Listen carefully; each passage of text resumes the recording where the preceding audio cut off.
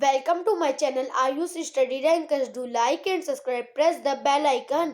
Hello children, आज हम पढ़ेंगे क्लास 3 चैप्टर 1 भाषा। भाषा मनुष्य के मन में अनेक विचार उठते हैं जिन्हें प्रकट करने के लिए वह भाषा का सहारा लेते हैं। भाषा वह साधन है जिसके द्वारा हम अपने भावों और विचारों को बोलकर अथवा लिखकर प्रकट करते हैं तथा दूसरों के विचार को सुनकर या पढ़कर समझते हैं। भाषा एक ऐसा साधन है, मानव के दिमाग में बहुत सारी चीज चलती रहती है।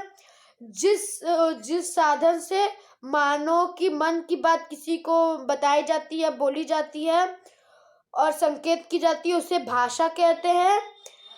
तो इस पिक्चर को आप देखिए, ये वाली पिक्चर को। मैम ने पूछा कि राजू बताओ स्वतंत्र दिवस कब मनाया जाता है। ये मैम है, इन सब की मैम पूछ रही है कि बताओ कि स्वतंत्र दिवस कब मनाया जाता है।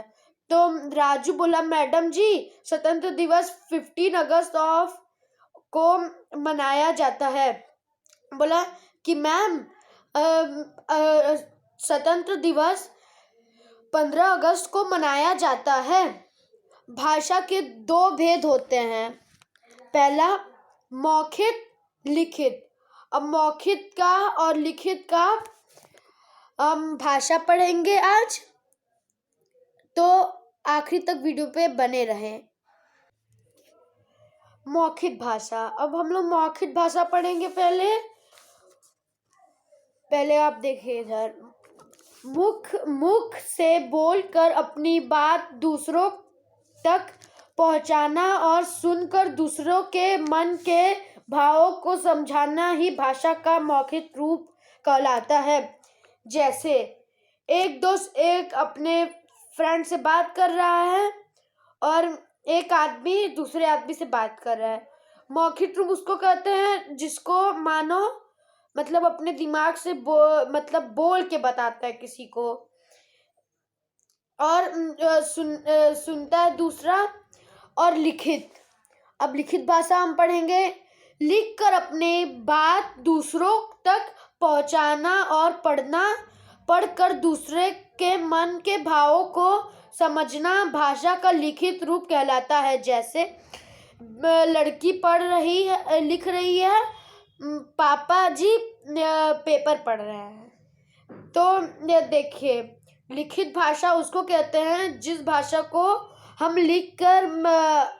अपने लिख के या पढ़ के दूसरों को समझाना भाषा का लिखित रूप कहलाता है। मतलब दूसरों को जैसे लिख कर आप सोचेंगे कि कैसे, जैसे हम लोग लिखे कि तुम क्या कर रहे हो, तो हम लिखे, फिर वो हम उसको दूसरे को दिए, वो पढ़ेगा, उसको भी मालूम चलेगा मन का भाव। तो इसी को भाषा का लिखित रूप कहते हैं। और कोई वो आप जैसे देखे कि मैं कहा कि वो पढ़ेगा, तो उसको भी दोनों ये होता है रूप लिखित भाषा का। अब हम पढ़ेंगे अन्य भाषाएं। भाषा का क्षेत्र व्यापक, भारत के विभिन्न राज्यों में अलग अलग भाषाएं बोली जाती है। जैसे पंजाब में पंजाबी, कर्नाटक में कन्नड़, गुजरात में गुजराती, बंगाल में बंगाली, कश्मीर में कश्मीरी, महाराष्ट्र में मराठी आदि। बंगाल में बोली जाती है बंगाली, कश्मीर में कश्मीरी बोली जाती है और पंजाब में पंजाबी। तो ये होता है, मतलब भाषाएं इंडिया के अलग अलग भाषाएं बोली जाती है। मतलब यहाँ पे राज्यों में अलग अलग राज्यों की भाषा है ये। तो और आगे पढ़ते हैं हम लोग।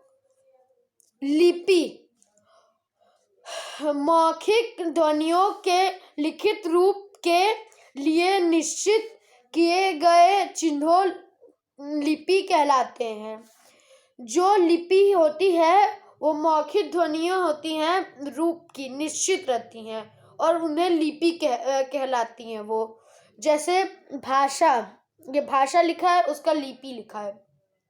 तो पहले है भाषा, उड़िया, उड़िया। भाषा बंगाला, बंगाल। हिंदी देवनागरी। उर्दू फारसी। अंग्रेजी रोमन। पंजाबी गुरुमुख। ये होता है भाषाओं की कुछ लिपियां यहाँ पे है। और हम लोग ये, जैसे आप यहाँ पे सब सोचो और बताओ, क्वेश्चन है, इसे आप कमेंट पे लिख के बताइएगा। और आप भाषा की परिभाषा मुझको भी कमेंट पे लिख के भेजिएगा। जिसका कमेंट मुझको अच्छा लगेगा मैं उसको पिन करूँगा। और मेरे चैनल को सब्सक्राइब करें एंड कमेंट करें कि मेरी ये वीडियो कैसी आपको लगी, और अपने दोस्तों के साथ शेयर करें एंड ग्रुप में। Okay children, bye. फिर हम मिलेंगे दूसरी वीडियो में। Thank you for watching.